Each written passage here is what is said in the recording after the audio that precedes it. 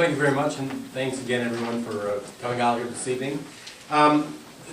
Just to say a few words, first of all, it's really pretty exciting for me to actually have an illustrious panel to share the stage following, a Gallup expert and a content expert, because sometimes I get asked Gallup questions and content questions regarding this film, and I really just, the truth of the matter is, to be a good documentary filmmaker, you really have to be sort of ignorant about the subject that you're doing. You really have to be the audience's surrogate. Because when you're going and doing interviews and you're putting together the film, you're really putting it together. I mean, if you're an expert on the subject already, you often will make a film that will bore or will go over the heads of the audience you're trying to reach. But if you yourself have these questions and are surprised by things, those things that you connect with are often the things that the audience itself will connect with. So with that in mind, I'm often asked, what was the most surprising thing to me about the data and what we learned. And the thing that surprised me the most was learning that one of the #1 fears that Muslims have around the world is the fear of being killed by a terrorist act. And I think that's really important to remember because, in the wake of the so-called underwear bomber that recently happened, you immediately get that us versus them dialectic or dialogue happening, on the pundits and cable stations and politicians and so forth. That immediate fear that they're trying, and we sort of have a vision, people have a vision of who they are trying to harm us.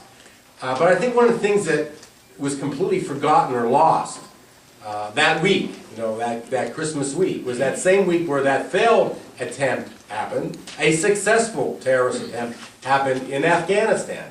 They killed 75 men, women, and children who were at a youth soccer game, and we're all soccer moms and dads out here. So a youth soccer game, like one of those, and someone drove a car bomb in the middle of that and killed 75 men, women, and children. And it just seemed to me, in the aftermath of the underwear bomber, where there was all this argument, that people weren't even acknowledging the fact that those who are dying in large numbers, many, many times the numbers that civilian Westerners are dying in terrorism are Muslims. That they are the people who are on the front lines of the so-called war on terrorism. And so what I think that this film is really about is not really about trying to help us understand them, but really trying to help us understand our fellow allies, our fellow victims in this struggle that we're facing. Because to me, the strongest thing that this data showed was that we really are not facing really a clash of civilizations between East and West, Muslims and the U.S. We are really facing a struggle between a small, committed group of murderers and the rest of the world.